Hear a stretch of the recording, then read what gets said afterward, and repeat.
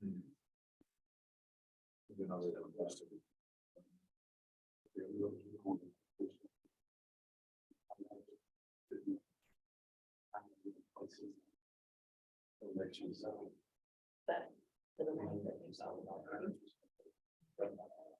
no one's been mentioning. Okay. Are you ready? Yeah, I'm just trying to get this.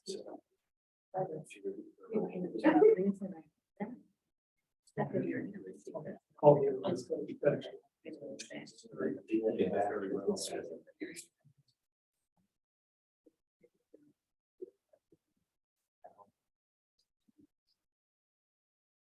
Good evening, everyone. I'm Paul Kunkelmuller. I'd like to call the Tuesday, May 16th, 2023 meeting of the City of Groton Planning and Zoning Commission to order at 6:38 p.m. First item on our agenda is the roll call. So I am here. Ms. Bergeron is here. Mr. Streeter is here. Ms. Carminati is not here. Mr. Jenkins is not here. Mr. Rice is not here. And we'll seat Mr. Boris for tonight's meeting. And Mr. Heath is not here and Mr. Rusk is not here. All right, first item on our agenda is approval of minutes from the April 18th, 2023 meeting. Is there a motion? Motion from Mr. Streeter. Is there a second? Second from Mr. Boris. Are there any changes?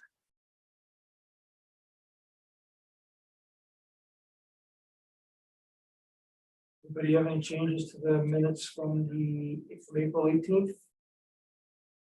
All right. Hearing none. All those in favor of approving the minutes, please say aye. Aye. Opposed? Abstentions? Those minutes are approved 4-0-0. All right. Next item is approval. The May 2nd, 2023 special meeting of the Planning and Zoning Commission. Is there a motion to approve? Moved by Mr. Boris. Second.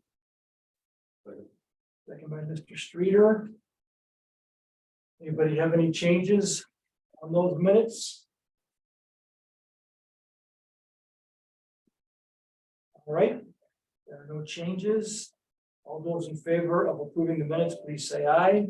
Aye. Opposed? Abstentions? The minutes are approved 4-0-0. Next item on the agenda is receipt of applications. Ms. Green, are there any new applications? There are no new applications right now. Right. New business item is a review of the preliminary draft of the zoning section regarding multifamily housing and mixed-use development. I think we will table that and schedule a special meeting to address that. Yeah. Why don't we do that now while we're so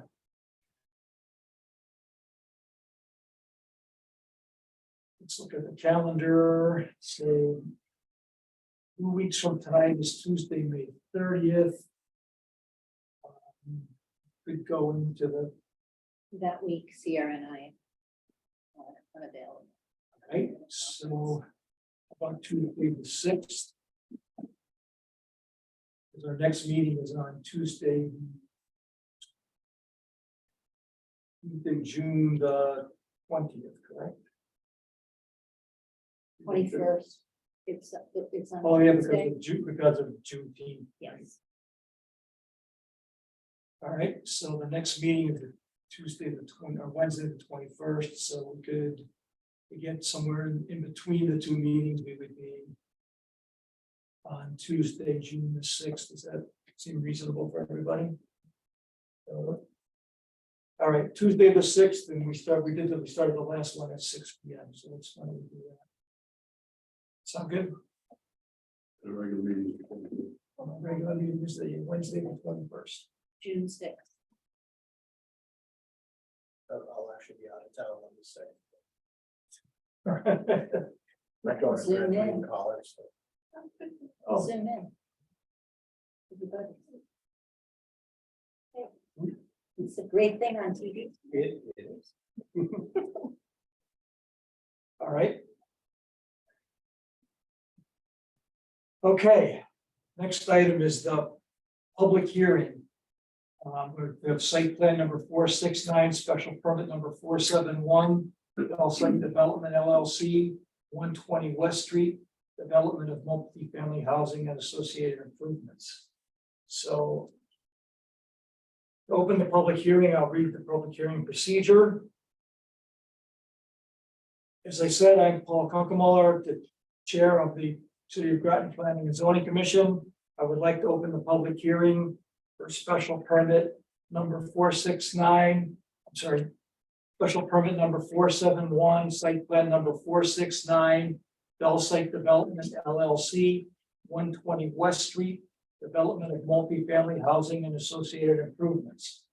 The purpose of this public hearing is for the commission to receive input from the applicant, proponents, opponents, and all interested parties or citizens who wish to comment on the aforementioned application.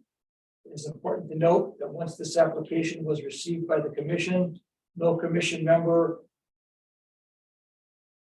member of the commission may comment on or discuss this application with any other member of the commission, the applicant, or the applicant's agent, member of the public, or interested party, except during the public hearing proceedings. Once the hearing is closed, commission members may only discuss this application with commission members during deliberations. This hearing is being recorded and meeting minutes are being documented. Anyone wishing to speak shall do so from the microphone. Please state your name clearly, spelling your last name for the record, and provide your address. Please speak slowly into the microphone and reintroduce yourself each time you speak. The commission uses the following procedure during public hearings.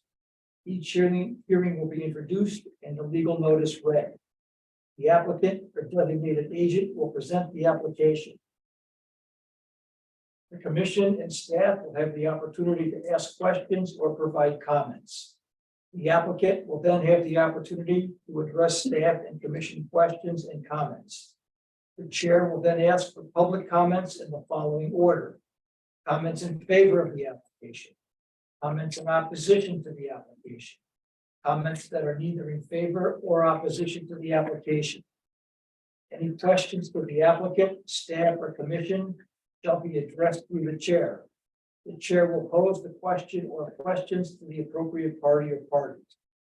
Please limit public comments to how the application does or does not comply with land use regulations or the plan of conservation and development.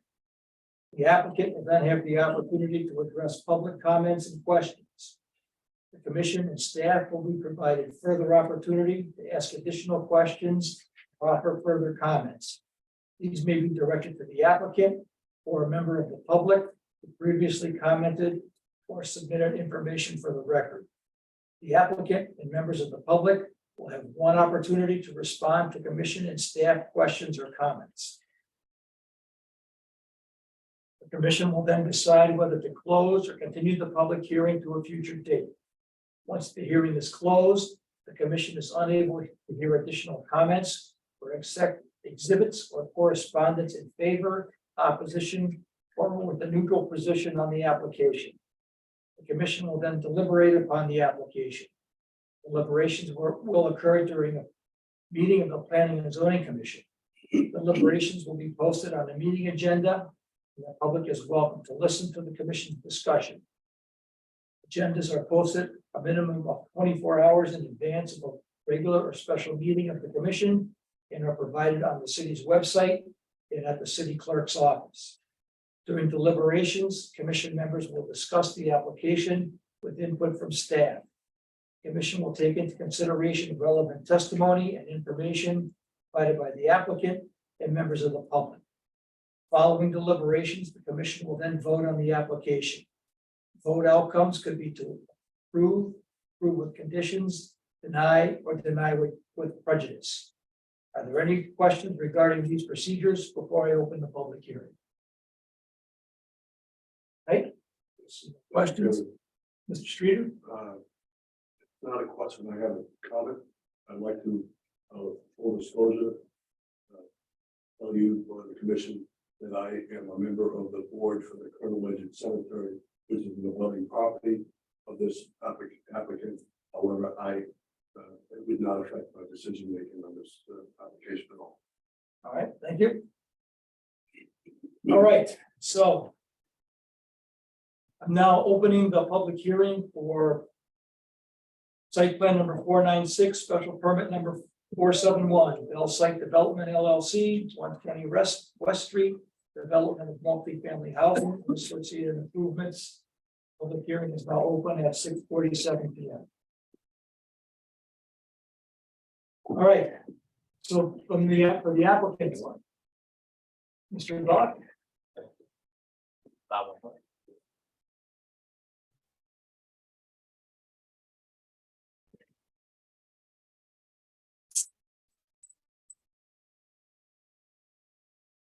Good evening. My name is William Belloc. I am the principal member of the applicant Bell Site Development LLC.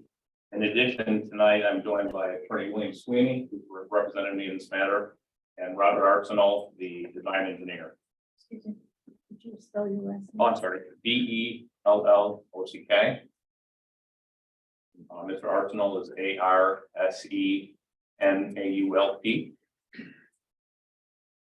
Mr. Sweeney is Attorney Sweeney SWEENEY.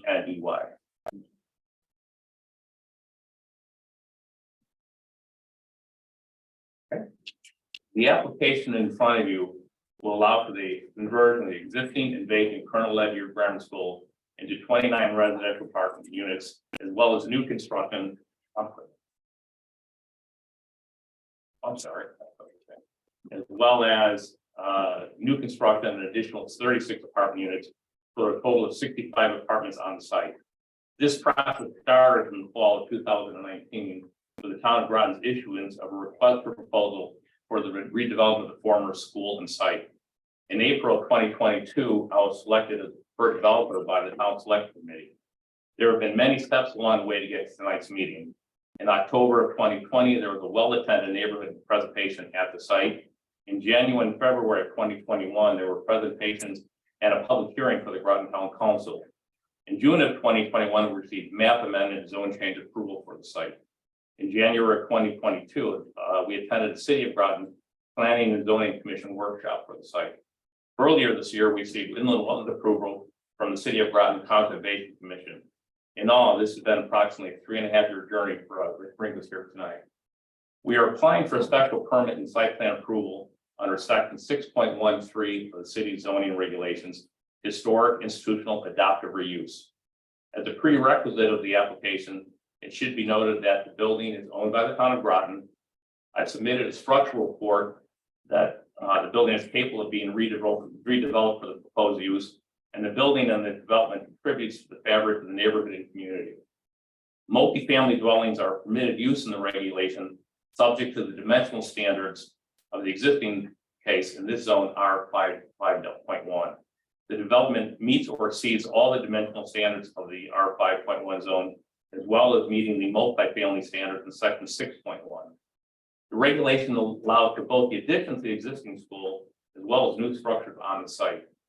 The school will be preserved as part of the reuse, and the addition to the school structure will not impact its contribution to the neighborhood. Once again, a structural report has been submitted to attest to its structural soundness.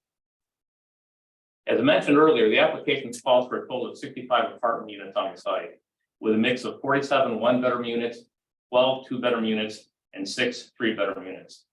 There will be a total of 92 parking spaces, 86 surface parking spaces, and 6 attached garage spaces in addition to the surface parking. And in addition, there are 10 covered garage spaces. We have arrived at the number of units that we're seeking by taking the total land area of the site, deducting the wetland area and steep slopes as required in the regulation, and dividing this number by 5,000. We ended up with a total of 54.25 units. We are asking that the commission approve the increase of that number by the allowed 20%, which would bring us to 65.11 units, rounded down to 65 total units. The calculations are contained in the submission, in the application submission. We are also proposing a two-phase project. Phase one would consist of the renovation of the school and an addition of a second story to the school for a total of 29 units, 21 one-bedroom and 2 two-bedroom units. The idea of a second story to the school came out of comments from the workshop and the structural report that was required in the regulations, earlier regulations. It would allow us to pull more of the development away from the wooded area on the north of the site, while at the same time retaining much of the existing school structure. The first phase would also include the construction of 38 surface parking spaces. The parking spaces would also include a number of charging stations, as shown, as you'll see on the site lighting and electrical plan. The second phase would include construction of 6 attached townhouse units, 3-bedroom townhouse units, and 30 new 1 and 2 bedrooms units to the rear of the school. The second phase would also include the construction of the required access road, drainage structures, utilities, and parking. There is an existing gym in the building, which would be used as a common amenity for the tenants, probably for a small recreational gym area or for storage, but it will be it won't be torn down. It will be used for as part of the development. On the west side of the site, we are proposing a stone path that would connect to the existing walking path that leads to Memorial Park. As required in the regulations, we are offering this access to the path in Memorial Park and providing equivalent public open space as allowed in the regulations. In addition, a substantial portion of the site, primarily to the north, will be left in its natural state. The application includes all site plan information, as well as structural, floor plans and elevations, site lighting and photometric plans, a landscaping plan, a project narrative, and submissions as part of the special permit criteria. In summary, we feel that the application has met the intent and requirements of the historic institutional adopted reuse regulations. Although the school has been vacant for over 20 years, we are retaining the historic use of the site. The school is being substantially used and preserved. We have a report attesting once again to its structural integrity. The development is consistent with the residential neighborhood of the neighborhood and meets or exceeds the bulk and dimensional requirements of all the zoning underlying zoning issues. The site slopes significantly from south to north, and a large portion of the site will remain undeveloped. The buildings are appropriate in scale for a site this size, and traffic activity will be less than once existed when the school was actually opened. We have addressed noise for the first special permit criteria application and lighting impact for the attached photometric plan. The traffic site will once again considerably less than what existed when the school was open. West Street is a wide, well-lit, substantially flat, well-maintained road. The project is on the end of a cul-de-sac and there are no sightline issues. Although the school will transition to a modern, efficient, multi-family property, the neighborhood will clearly find the former school use of the building as a school. There's adequate water and sewage disposal through Groton Utilities, and the stormwater plan was reviewed and approved as part of our inland wetland application. The underlying zone, R5.1, is the same as bordering properties, which include a cemetery to the west, municipal building to the north, a limited access highway to the east, and single-family homes to the south. The development is consistent with uses allowed by the plan of conservation and development. All the buildings will comply with zoning bulk and dimensional requirements. I'm sorry I read that. I didn't know how to memorize it all and present it, so I did some reading with it, make the best way to make sure I got it all out. At this time, I'm going to turn the presentation over to Mr. Arsenal to go over the site design, and then I will touch base again with the architecturals. Okay, Bob? Excuse me. Would you mind giving a copy of that so I can enjoy it? That's it. That's it. Yep. Me.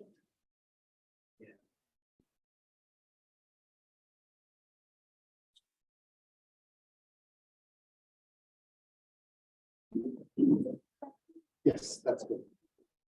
For the record, Robert Arsenal, professional engineer in Connecticut, and I'm the project engineer for the project. Spelling of the last name is Arsenault, and my office is in Manchester, 465 Buckland Caves Drive, Manchester, Connecticut. And I do have a flyer for the record for the secretary. I'd like to start just by giving you an update as to, or a brief synopsis of what the site offers now. The existing school building obviously is there, shown to the bottom left. The existing parking is to the south of that building. The sanitary sewer and water for the building connects to West Street, and that's not going to change. Those connections will remain for the building itself. One of the complications of the existing site, the way it's laid out, is the drainage. There's 2 catch basins. Will this record me if I get up there? Yes. Okay. Do I need to bring it with me? No, it should be. Okay, I'll try and talk loud.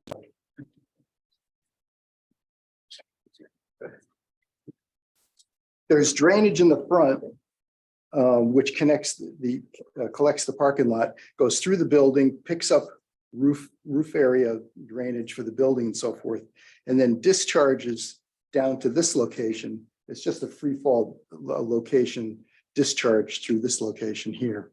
We're going to be, as part of phase 1, we're going to be dealing with this discharge by providing some riprap and so forth, because there is some erosion that's been taking place in this location.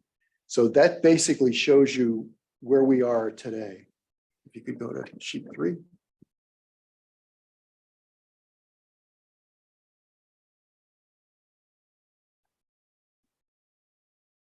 There we go.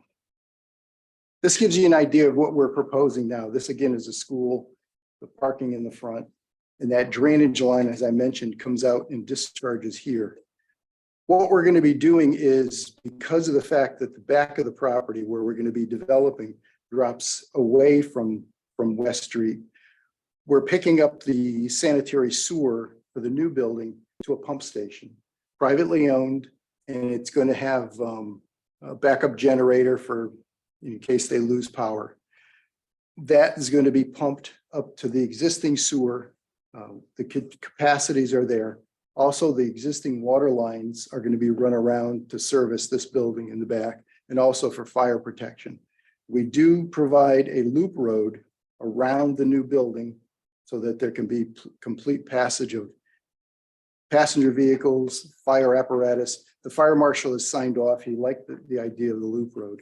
We originally didn't have that loop, and in discussions with him, he requested if we could do it, and I got it to work, and that's what you see here. So basically, all the utilities are going to be coming down and connecting to West Street, except for the drainage. The drainage on this project is one of the key elements. Everything drains to the north.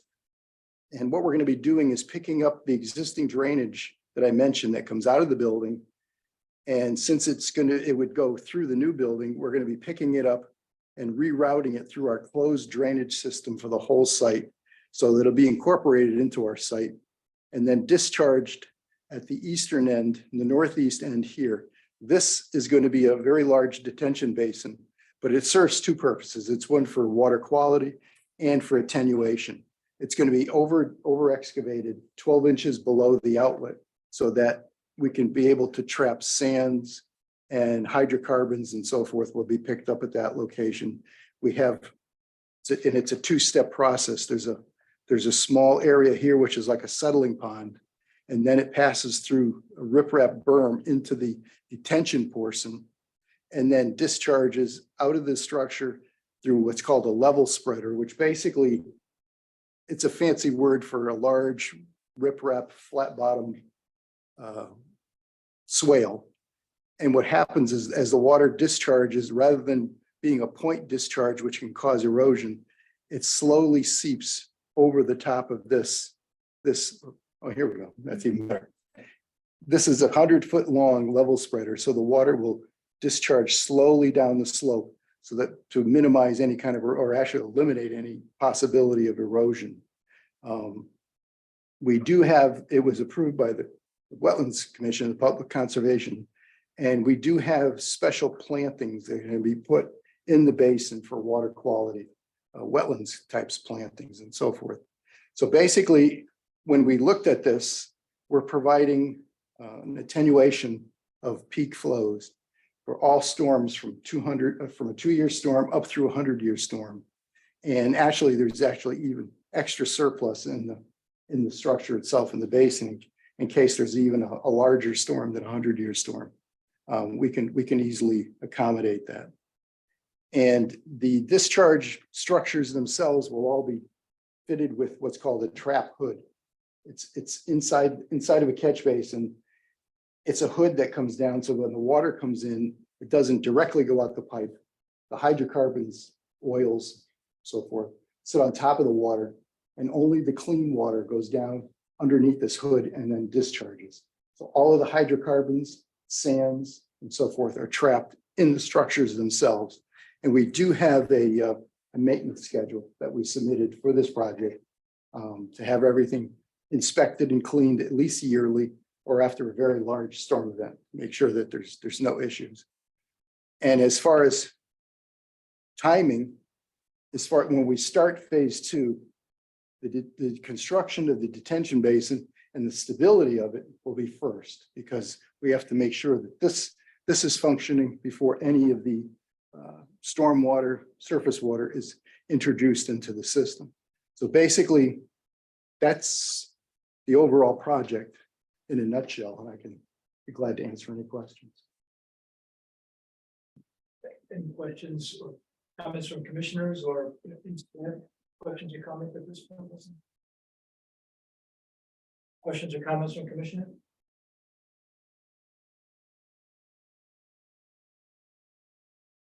All right. Should I continue? Sure, please Not- do. Here, can you go, the elevations. Okay, this is the order. This happens to be the building to the rear of the 30 units. The reason it's important to note is that if the site does drop from south to north, so this would be the front elevation is 2 stories, and then it steps down to a 3-story structure. The floor plans are substantially the same. Obviously, there's only half on the lowest level, and then goes up from there. It was the only way that you could make the site work, and it's and each unit. Well, I would like to have more 2-bedroom units, but you do run into the dimensional requirements with the multifamily sizes. But each unit will have a separate, either a patio at the lowest level or a deck. It'll be, you can see, you can't see the little vents. Each patio deck will have a storage area, and also would be location of the heat pump. So that's the vent. You have to have a certain amount of air for the heat pumps to work. So each unit will have probably a slider door that takes up less room. Each one will have obviously a 1-bedroom, 1-bath, 2-bedroom, 1-bath units. There are no studios. They're all 1 or 2-bedroom units in this particular building. Go to the next one that shows, which will be. Just tell me what the sheet number was. I'm sorry. The sheet number for this. It's not a number. It's called school elevation. Okay. Yeah. I'm sorry. No, new construction elevation. I'm sorry, new construction elevation. Okay, this is the fun one. This is the school. Okay, and if you've driven the site, this is the front entry to the school, which remains. When we first did this, and forever, it was contemplated to make a 1-story grade school with a gable roof. As part of the requirement, we were required to do a structural report that the building could stand up to renovation. In doing that, we found out that the structural engineer said that the building, if you follow the same footprint of the existing school classrooms, in the first floor and the offices in the front, not the gym was a different article, is that we're capable of putting a 2nd story on it. And so what will change is very similar to the building in rear, that there will be cutouts into the existing wall.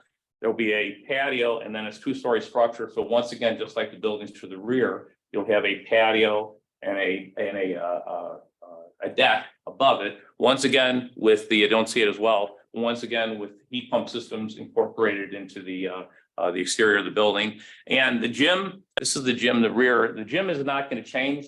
I know it'll at minimum going to be storage for tenant storage, because there's not a whole lot of storage in the units.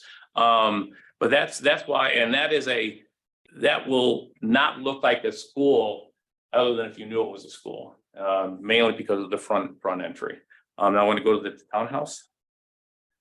These are the townhouse units. As you come into the site, to your right-hand side, there are 6 attached townhouse units, all of 3-bedroom, 2-bath, 2.5 baths. with an attached single car garage.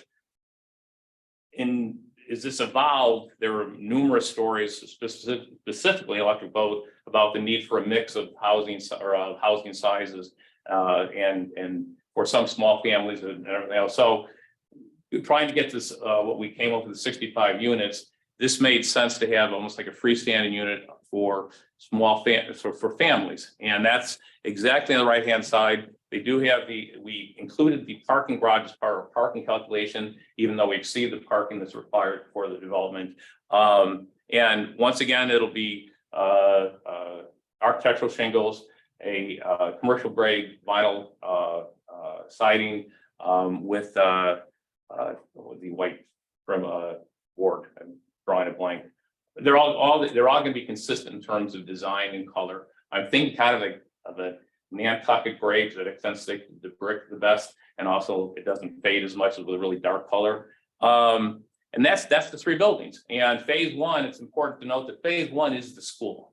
Kind of some respects it's the easiest, some respects it's the more difficult. But we're going to do phase one first, and then move to this construction as well as the construction to the rear. And those are the three buildings, totaling 65 total units.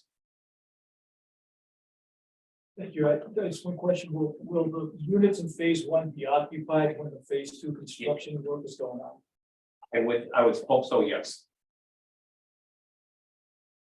And the school will be done before the drainage system? The school, the existing school, there was an existing drainage system right now we'll be using. And Bob, you went back to the site plan. Right now at the site, all the drainage for the existing paving from the parking lot and the school, it's actually their interior drainage, it's kind of weird, but all picked up right now and is discharged. Is it the first previous one of that, Bob? Yes. It's it's discharged. There you go. Oh, there we go. It comes through actually into the building, catch basin occasionally, it goes in through the building, picks up the roof, the water from the roof, discharges the back of the building underground into a pipe. That's going to stay. We're not touching that for the first phase. That's more than adequate for what we're doing. When we get far enough, now, if the economy really improves and everything's going great guns, this might change, but the intent is that the next step will be take care of the catch basin and do the utilities to the rear, but the parking lots and all the interior improvements will be done in place for those units to be occupied. So that we're not, are you adding any additional impervious surface in the phase one of the plan? The roofs of the no phase one, no. No, actually, it's just a very, very minor amount, but the piping system that goes through the building and discharges in the rear, it's an 18-inch pipe. And I took a look at it, it can easily handle the capacity. The only thing I was concerned about was the scouring coming out of that discharge pipe. It's creating a gully, and that's why we're proposing to riprap that with what they call a plunge pool, which is actually detailed on the plans too, as to how that's going to be done. Because that is the water quality and scouring is the key element of that particular phase one.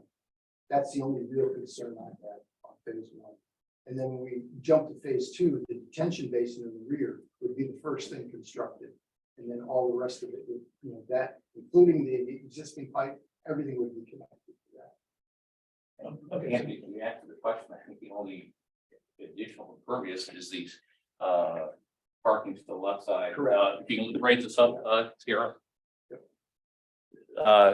Chairman, right here, these 12 cars, that's the only additional impervious for the first phase. Okay.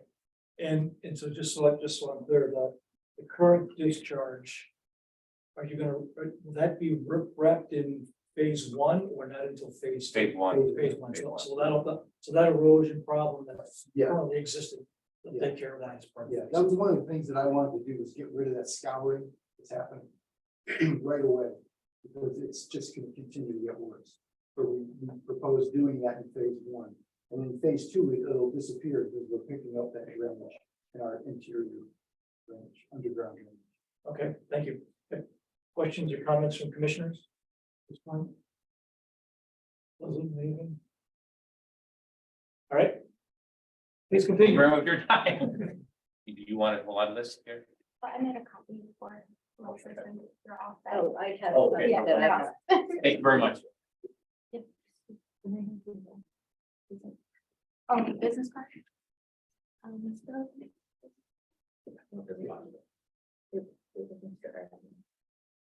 Oh, it is.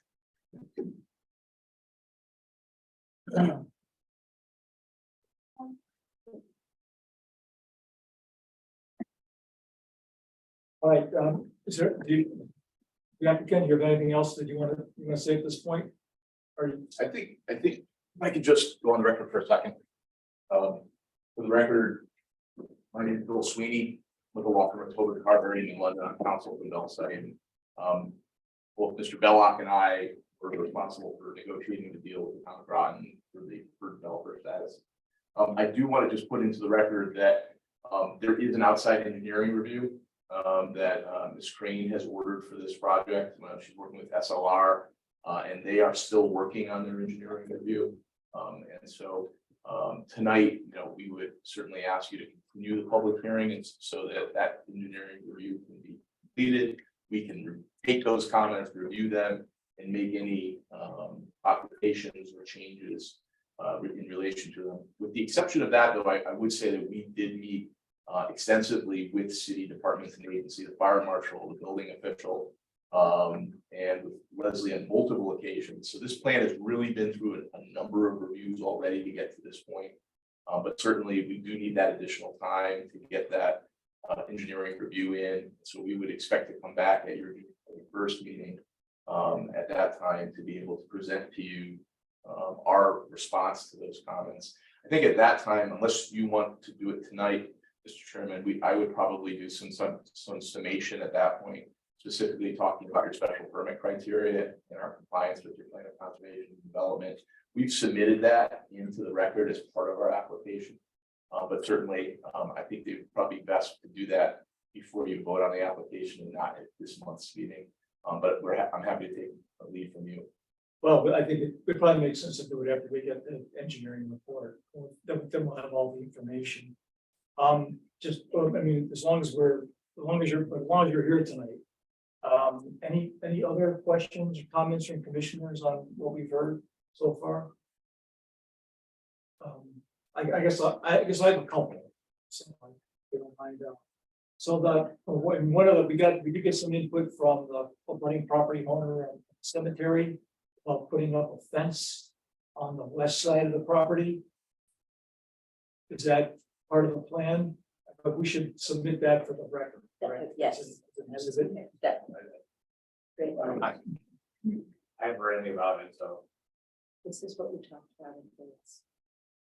That I'm happy to get you a copy of this.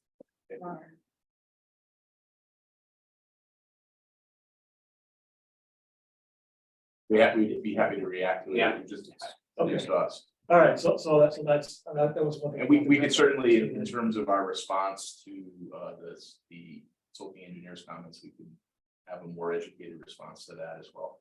Okay, so I just want to make sure we get that all on the record. Sure, absolutely. Everybody's on the same page with that. In terms of the parking, we know what the proposed number is versus the required. I think required is 83. That sounds correct. I have it on, that's on the plan. Okay, so that's what was on, yeah, there was a thing on the zoning plan, it said units, Yeah. 83 and 92, is that? Yeah, 92 is proposing, 83 is required, and then additional 10 garage units, 10 garage units. So those are the three numbers. That's from memory, so if it comes from page. Yeah, no, the 83 and 92, I saw that, 8392 and. plus 10 garage units. Is it just covered or is it actually?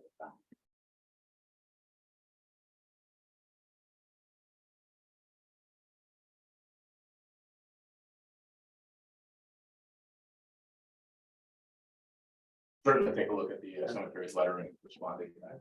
Okay. So we have a question here from Commissioner Bergeron. The covered, the 10 extra parking, is that it was referred in the beginning as covered parking, and then it was a Okay, common garage, so is it a covered carport or is it a garage? It's a garage, unit, yes. Somewhere in the regulations, they talk about covered parking, so they don't differentiate between garage or covered, so it is a garage. It's not required, it's just an amenity that it's at our price point, people are gonna want garages, so we put a certain number of garage units. I think, one of the things is this plan has evolved over the 3.5 years. The original plan had all of the new units behind the school. But City of Groton, your zoning regulations have a lot of dimensional requirements for new multifamily development. And so when we worked with Leslie, and some of the regulations are a little bit difficult to interpret, but we worked with Leslie, figured out the right interpretation. And because of just size constraints and our desire not to have any impact on the wetlands at the rear of the site, and to limit disturbance toward the rear of the site, we shifted some of the units in that townhouse up front. And that really gave us a diversity of units. And one of the, I think you'll find in our application materials, one of the driving forces behind this project, and one of the things that, I think the town council was very impressed with Mr. Belloc, was a desire to create what we call attainable housing. Market rate housing that's not affordable, it's not deed restricted, but it really targets a segment of the people in Groton who are looking for housing that they can afford. May not necessarily meet the state requirement, but those people who are part of the growing workforce in Groton, who want to live in Groton and not a surrounding town. By providing that diversity of housing types all on the same site, it's sort of an interesting, it's an interesting product setup, and it gives us the ability to cater to a lot of different types of potential tenants. And I think that also creates a lot of diversity in the actual sort of neighborhood that we're creating on the site. So we're really excited about that as well. Just to add, I'm sure you're as well person.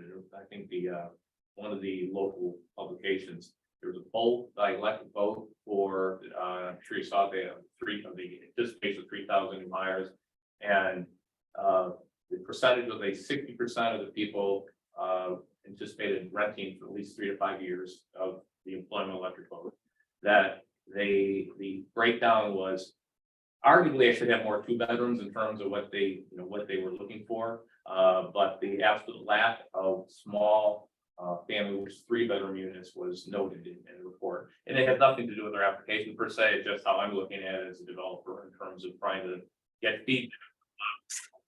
Player, and it was electric vote. Never hurts to meet the market. Yeah. Surprisingly, I have one question. When you complete the school, you have a brick face now. Are you covering that with the siding also? No, sir. I didn't pull it up. It doesn't show it well in black and white. We're keeping it in the school. We're keeping as much of the brick as we can. Okay. The second story will obviously be Next one. vinyl, and then the X. there we go. It doesn't. This is. Oh, I'm sorry. I imagine the dark area. That's brick. This is all brick. So we're maintaining much of the brick as we can, especially the entry and the gymnasium. But so there'll be cutouts for the doors and windows, but on the first floor, as all the other brick will remain. I know it is, we talked about, well, we're gonna occupy the school portion first before we go to the second phase. What do you anticipate the entire time to complete the entire project? We started one and just kept moving the other 18 to 24 months. Okay. That's realistic. All in, I wouldn't start today, but if it moves the way it should, 18 to 20. Okay. With the increase in number of vehicles that are going to be at that end of the road, have you done a traffic study as far as the impact at the intersection of West Street and McCormick Road, where they'll be exiting? No, I did not do that. That report. Mainly we looked at the historical use of the building and what the traffic generated was, and relative to the historical use of it as a school. I'd be happy if you wanted to try. We'll be happy to look at that. I know that Quonic is a busy active road to electric boat as a sacred heart. people think that. That was next. That, yeah. That was next on my. Well, listen, I had a conversation with Father, pardon? Father Converse, I keep thinking of basketball too, Father Converse, and, he's discussed it, and I don't know what the answer is. Because the human nature, we deal with human nature. Yeah. And the shortcut to Mitchell Street is through the parking lot at the. We had that conversation. And I know you can't answer this question, but it's always asked of residents. When you start talking the 3-bedroom, we're talking, oh, we have families with children, right? And the question is always asked, well, what impact is it going to have on our schools? So I know you don't have a crystal ball to say how many children. And You then, actually can't ask. I It's not a, yeah, What, I won't answer your question directly, because I think Leslie's correct, it's not a question that's legally pertinent. But there's some great studies that's done by Rutgers University, it's called the demographic multiplier studies. And I would suggest you might want to ask Leslie to take a look at those outside of this application. Because they've done longitudinal studies of developments, in states all around the country, looking at the impact the generation of school-age children, different types of housing with different types of bedrooms. And what's interesting is multifamily housing generally does not produce the number of children that people think it does. It's really single-family homes are the primary generator of school-age. that's all I have. Thank you. All right, thank you. Horace, April? and it's another, I don't know if you can answer this, but if the economy changes, what is the commitment to completing the entire project? I started this 3 years ago when interest rates, I have other multifamily, I have an interest rate of 3.6%. I'm doing a subdivision in Rocky Hill where I have conduit, electric, normal white conduit used for, electrical conduit, used to cost 87 cents a foot. It's now $11 a foot. I couldn't start this project today. I couldn't. Front analysis is that we're going to have a more normal market going forward. The commitment is if it doesn't make financial sense, I can't do it. I guess I can't. But if this is as bad as it gets, I'm okay with this. That's the answer. If it gets up, I'm so old that I worked when prime was 22%. And nothing makes sense. I used to pick up your monthly mortgage back and go, oh God, and so, and I mean, with the financing part is not this application, but there are programs. I mean, there are state programs, as I'm sure is well aware of them, that are out there, especially workforce housing, which is, especially workforce housing. The other thing with the property, and which is, we always talk about electric boat, and I don't want to talk to Lester about electric boat, is that I have other properties, and there is, for seniors, one of the biggest things we have is first story units. And I will have a bunch, and that I'm overwhelmed by the people who can't do 3 or 4 steps, much less, a second story. So, arguably with the school, I'm between the school and the other units, I'm putting 27 units of first floor housing, which it doesn't have to be, elderly, but it's an impact that I think should be noted. If I could just jump on and just add a couple of things, I just would remind the board that we are subject to a development agreement with the town that requires us to perform certain things and actually pay money as well for this property. So there is this contractual obligation behind us. The other thing is, Bill sort of short sells himself. Bill is considered one of the more successful developers in the state when it comes to school renovations. That's one of the reasons he was chosen by the town. He has an actual track record of going into these older elementary schools, these closed schools, and actually adaptively reusing them. That is a difficult process, and you just have to read the New London Day about other communities, including Groton, who've tried to do that on schools. It's very, very difficult to do, but Bill's he's shown that he can do it because he understands the market. And then just to echo what he said, most of the multifamily housing that's been built in Groton in New London, I have had some play in it.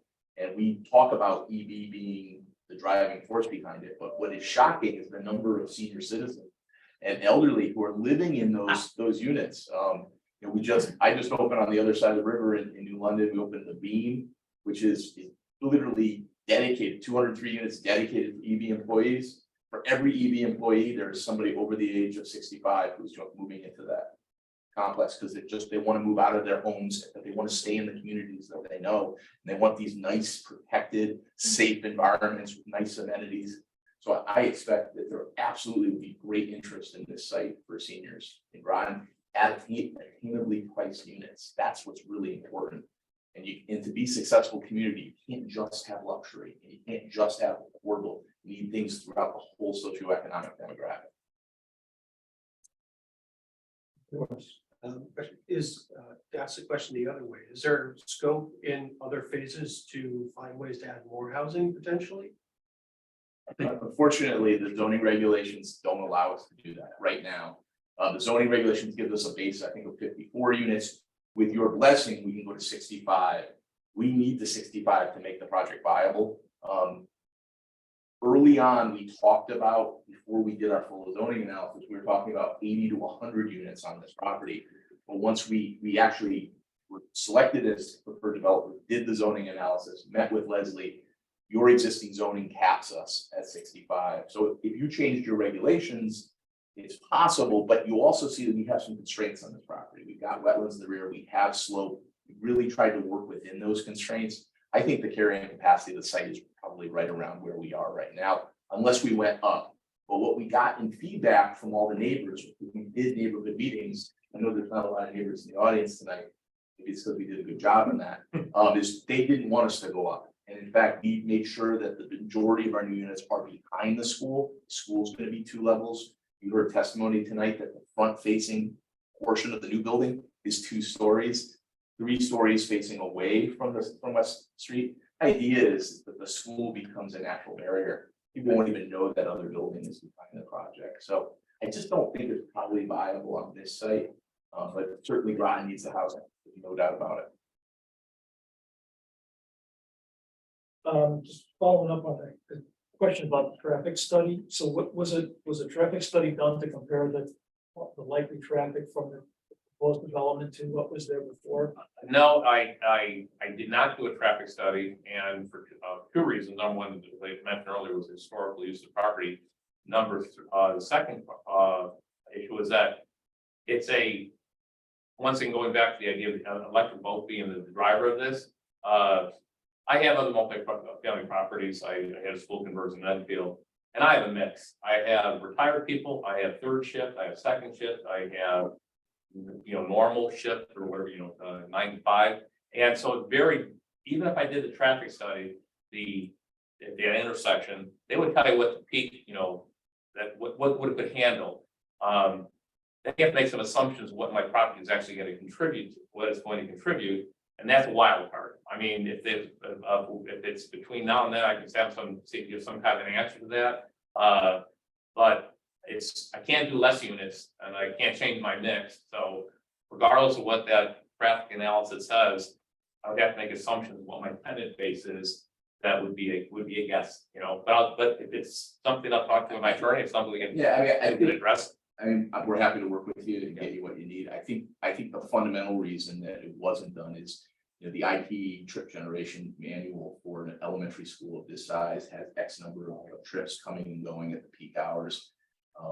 I was involved in a couple school rehabs, including when the old Noang school was still up before they tore that down.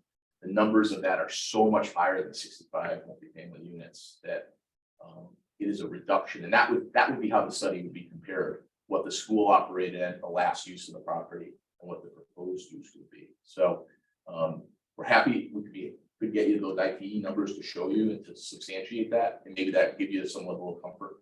Yeah, I mean, just a narrative description of how you did the analysis. Okay. Just to say we look at this based on these numbers and here's. We could certainly do something along those lines. Do that. Yeah, I mean, one thing based on the location, if you have any employees, they're gonna block. Right? That's the whole. Because if they drive to work, they'll end up parking further away. And that's why I think a lot of multifamily development around here, people are less worried about parking spaces, more concerned about making sure there's bike racks. And making sure, like, I have one project where it has skateboard places, because people use skateboards. I didn't realize that still, but people still do it for transportation, but that's the new generation. And those are a lot of the young people who are coming into this community. You know, they're looking, some of them don't own a car. And it's unusual. It's certainly outside of my generation, but that's the reality of what's going on. All right, thanks. I have a question about open space. We want to sort of include the open, you're not providing any open space on the site other than what's basically going to be the water drainage location, correct? Well, the regulation, space of open space, and I don't have it in front of me, in terms of, if you're, first of all, the site, there is no really level space on the site to like an open space, so we have like the natural part of the site, but within the regulation allows for, credit for, public open space. Yeah, within a proximity to. With the proximity to the site, and with the west side, the cemetery side, there's that path there, that path which goes all the way to the Memorial Park as well as all the way to West Street. So we're having an access to that path with a stone path, and we are within that the laws of regulation. We're using that public space area as our meeting our open space requirement. There's really no place on the site for us to do open space per se. And the gym, there's also a requirement or a allowance for doing something indoors. The gym makes no sense as an indoor facility for anything other than storage. It's the wrong size and it's an odd shape. So so that's how we met. That's how we intend to meet our open space requirement under the regulation. Okay, thank you. Would say that the northern end of the site will remain undeveloped. And you can see on the site, it doesn't go all the way, but leading right up to the back of this site, it's all wetlands. That entire area. So that area is really undevelopable and will stay undeveloped. Can you supply us with a map that shows that distance and shows? Sure. Yeah. To the park, correct? Yeah. You know, the park will be over 1,000 feet. Depending on what you call the beginning of the park, because you have to go behind me, it's going around the path. So We can provide that. we can now. provide. And you want an exhibit for the record, it's open. Exactly. Yeah, I guess, okay. We can do that. Okay. Commissioners? One more question. Yeah. Sure, go ahead. The facilities in the back, the parking for the residents in the back. Will there be driveways going back and then? What I'm thinking about is the runoff from new parking. Yeah, so I'll let the engineer talk about it too, but just if you can slide it this way so I can go up. Yeah. So here's the proposed building at the rear. Yeah. Which is that 2 on the front, 3 on the back, sort of like a walkout on the back, built into the hillside, sloping down. So all this is the access way that goes around the buildings with parking around it. This is the access way that the fire marshal wanted. All of this is new impervious surface, but we're going to be building the detention basin prior to this being constructed. So all of that drainage and the drainage off that building, plus we're going to be picking up where we have that riprap where the outflow is now that we're going to riprap, that's going to get wrapped into this as well. So at the end of the day, at the end of phase 2, with all the units are built, everything flows to the detention basin. Everything's picked up, everything's treated for quantity and quality. Correct. Yeah. Yeah, all of the parking is going to be at grade down through here. As he said, the loop road comes around. We have at grade parking to the rear of the new building. And then we have at grade parking to the rear of the school and to the front of this building. So everything is at grade and also some parking spaces on the side here. And all of the 100% of the new impervious coverage and the existing impervious coverage is going to be routed through and gone into the detention base. Thank you. Thanks. So we are, the report from the engineering report would give us a read on adequacy and those kind of things on that type of planning. Correct? Yes. Yeah, and to the extent they ask us to change anything or explain or clarify, as long as we get it before your next meeting, it's with sufficient time, we'll have the time, basically go through that, respond to the engineer through Leslie's office. And then be able to come here and say, okay, here are the comments, here are our responses, we've addressed everything. In a perfect world, we might even have something back from the consulting engineer and say, they've made all the changes to my satisfaction. And you will get the report as soon as I do. Oh, yeah. Good. One thing for the record, I just want to be clear that you check that this does not, your numbers don't qualify as a major traffic generator. Yes, we'll blow the SDC from this. Yeah, that's 200 parking spaces or 100,000 square feet of building. And the one other thing is, I think we should read the letter into the record. From the cemetery committee? Yeah. All right, I'll do that.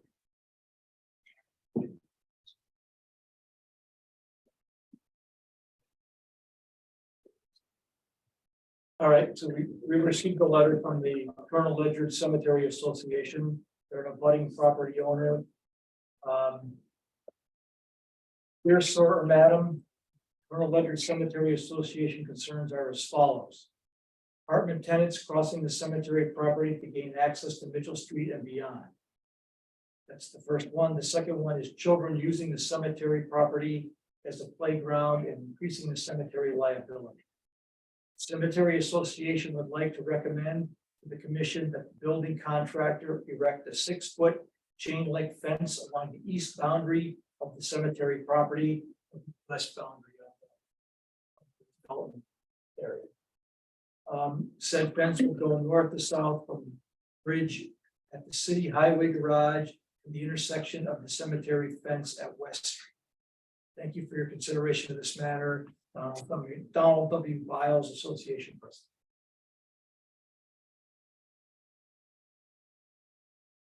So, I mean, it sounds to me what they're saying is they'd like a fence along our western property line. The couple issues, concerns I had, I mean,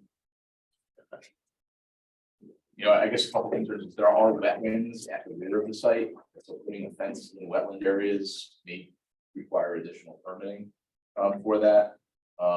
And also there is an existing pathway there that we're trying to connect to. We wouldn't want to wall off that pathway. So we could certainly take a look at the letter. We reach out to the Cemetery Association and have a discussion with them. We certainly don't want to increase liability for anybody. We want to do it in a safe way, but we also want to have accessibility to that walking path, which is not on our property. It's actually on the Cemetery Association's property.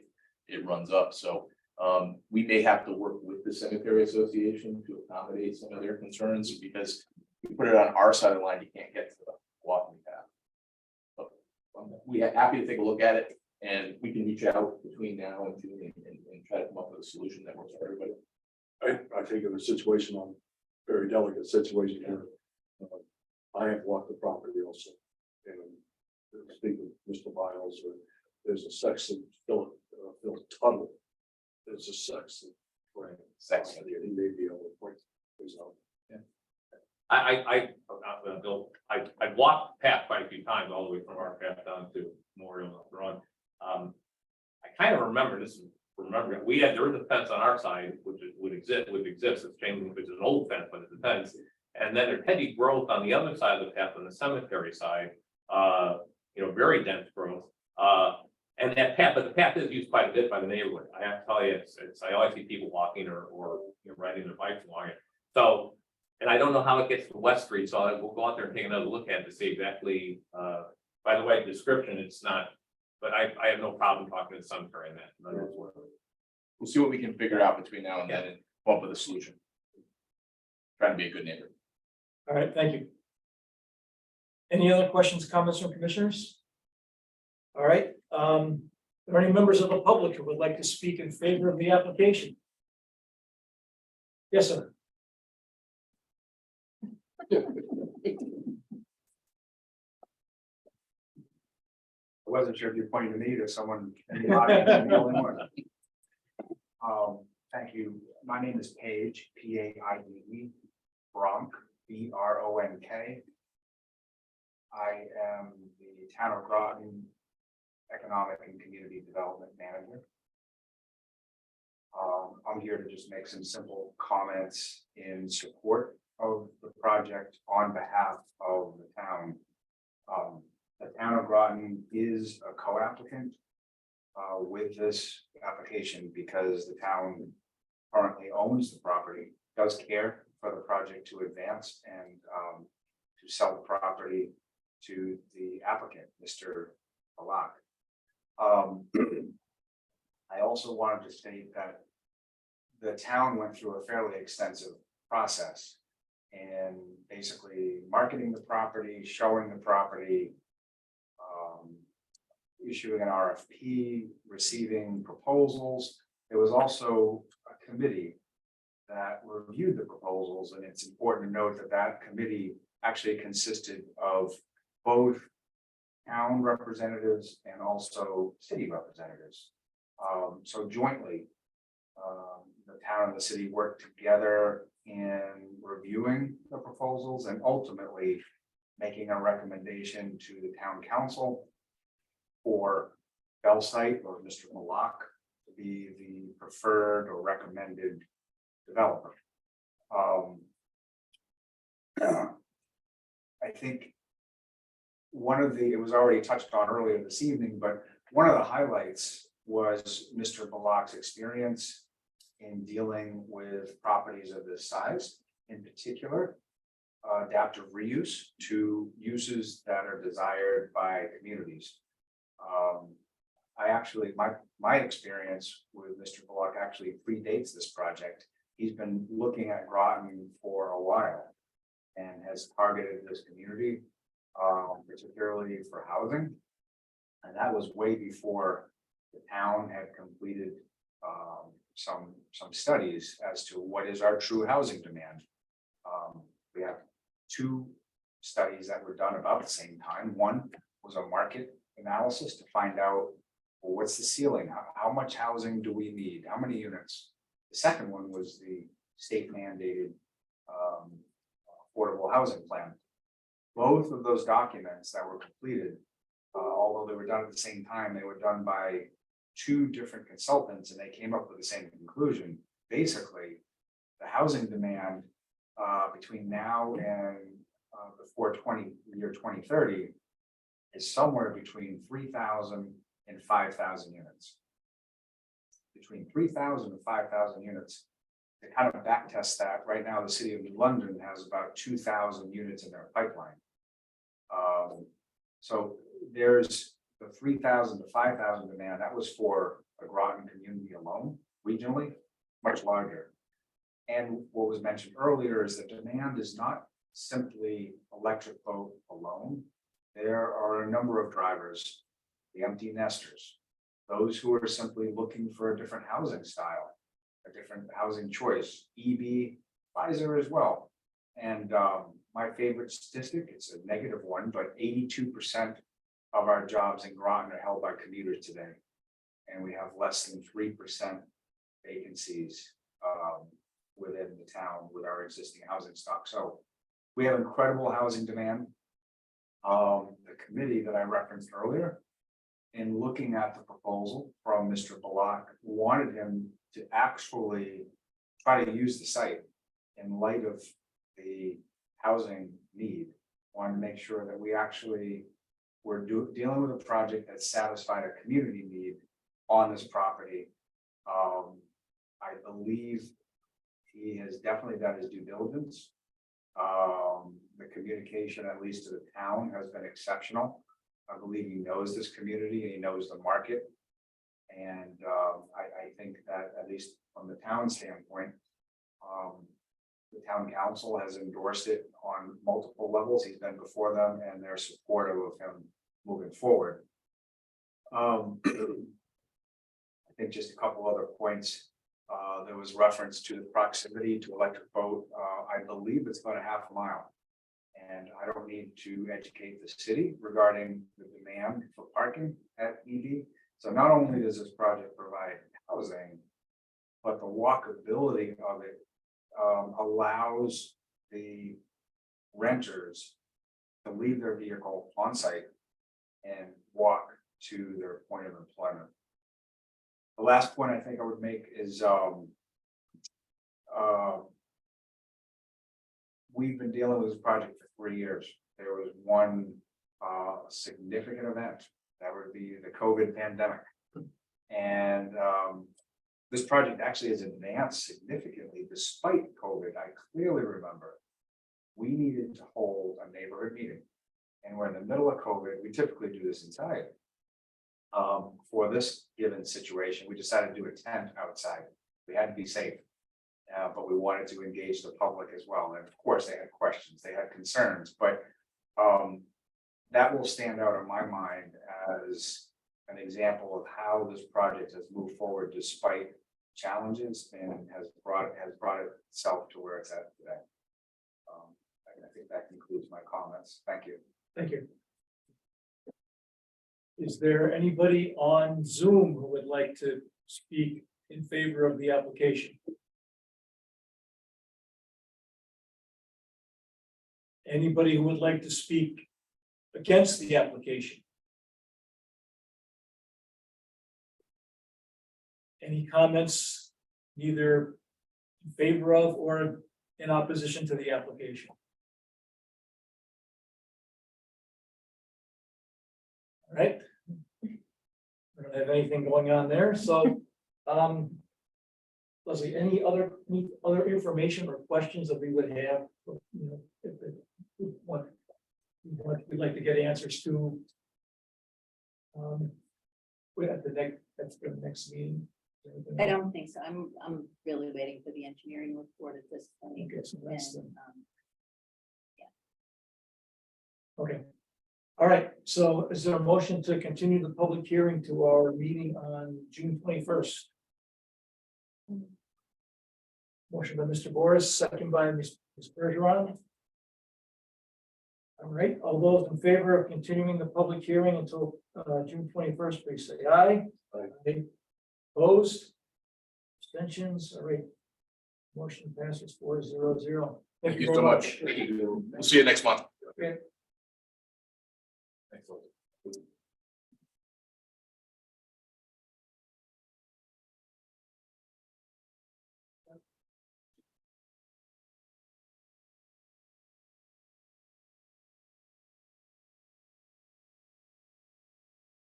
Steve, vice chair. Take care.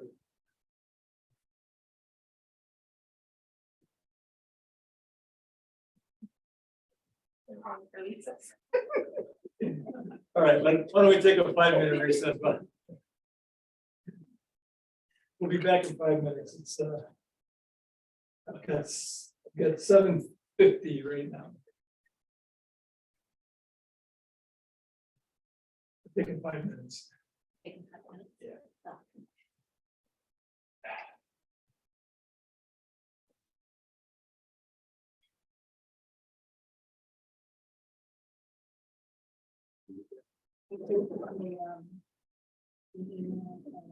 Evidently a voicemail from Conrad. He, a family member had an accident, so he was working. Family.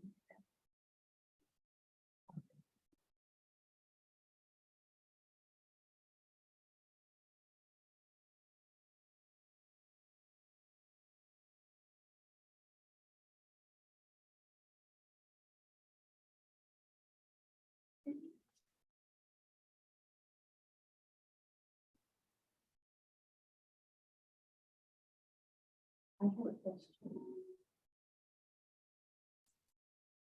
How many minutes? Are we still recording? No, we're Is there any recess?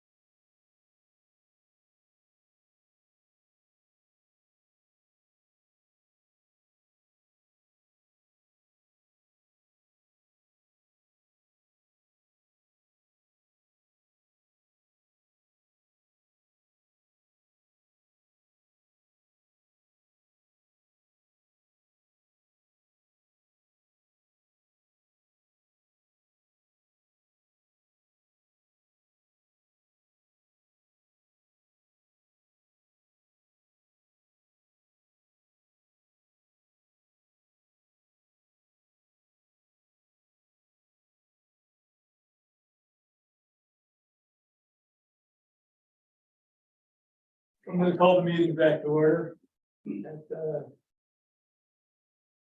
7:57. All right, next item on the agenda is site plan number 495, special permit number 470. 70 Bridge Street project, and that's gonna be continued to the June 21st meeting, correct?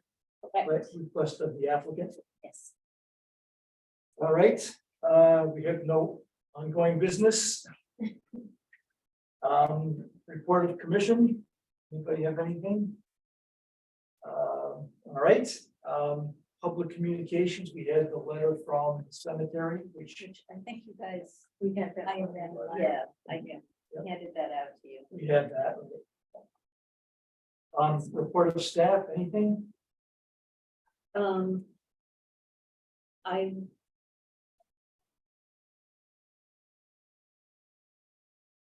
I am, as you all requested, I'm working on a, actually say gold star, but it's a whole different meaning here. A version of regulations that would be complete for, GC zone for you to look at, and it is based upon the zoning regulations that I've really considered to be the best of the best. So I was hoping to have it to give to you today, and he was shy of enough time to work on it, so you'll get it probably the next week or so. Email it to everyone. And then we can discuss it on the 6th. All right. Thank you. Anything else? I just had, something, I had sent you guys 2 emails earlier today, they are for 2 upcoming events next week.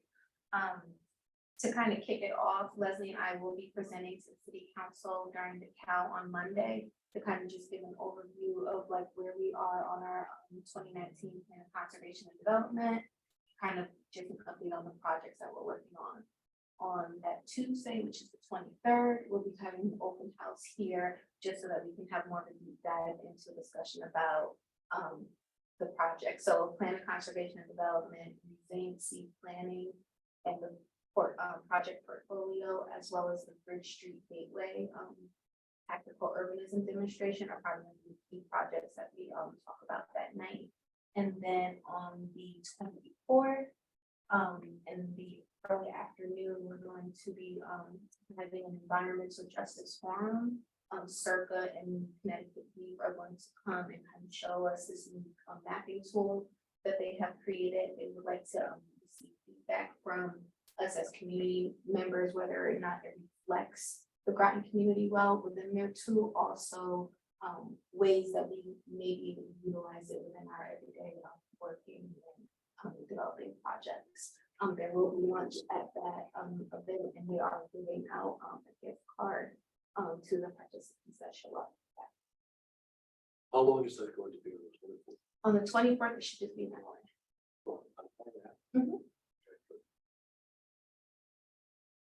All right, thank you.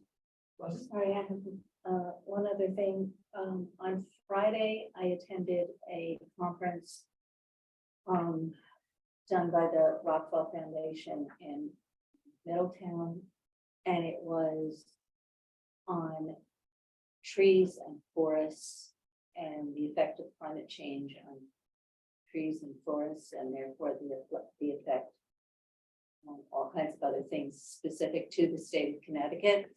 I have to say they did an amazing job. I wasn't expecting them to do a bad job. I really found it very, very interesting. They have now, there's a list of trees that has been the ongoing list of zoning regulations for decades. And one of the speakers, they had, I think, 8 speakers. But one of the speakers actually went through and said, we are actually no longer recommending these certain trees to be planted in Connecticut because of, sometimes it was because we're getting too warm. some places in Connecticut, it's getting a little bit colder, although that's less the issue.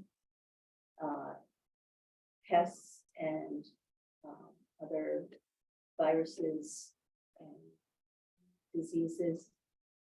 So it's like 12 tree species that are coming off the list, and now several tree species that are not generally recommended for Connecticut, but for further south are now being recommended as viable trees for Connecticut. The other thing is, by 2050, they say that it is likely that Connecticut, the entire state of Connecticut, will no longer be getting snow.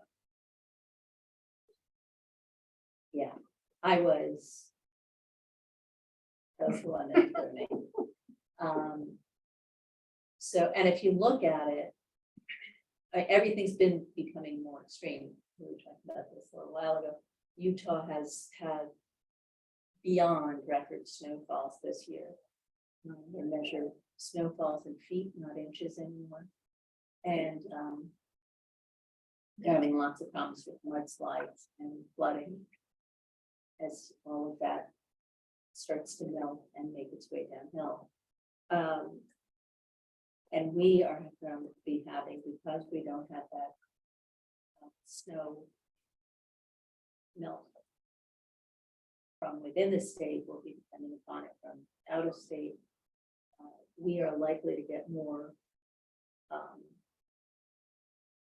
drought oriented. So it was pretty cynical when it comes to those kinds of things. I mean, I believe that they're happening, but even I was,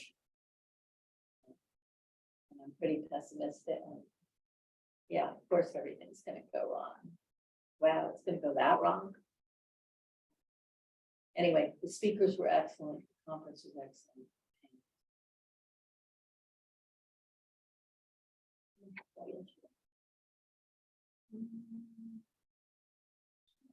Yesterday we attended a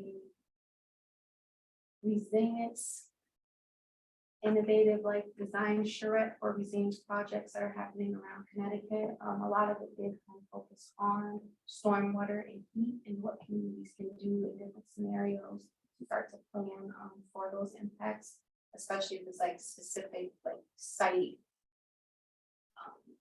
projects. So we had like a couple different examples from Mystic on Stonington side, Portland, Essex, of just ongoing projects and discussions that they're having. It was really a good event, well attended. Nice to have municipal planners as well as representatives from Circa, Deep, and a lot of other organizations to kind of put their brains together and brainstorm different approaches and ways that communities can start to look at these issues and start to apply some of the concepts that are coming from their research. All right, thank you. No executive session, so motion to adjourn. Streeter, second.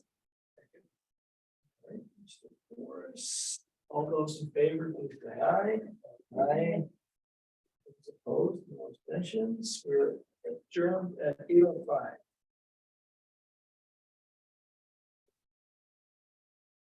Well, thanks, everybody.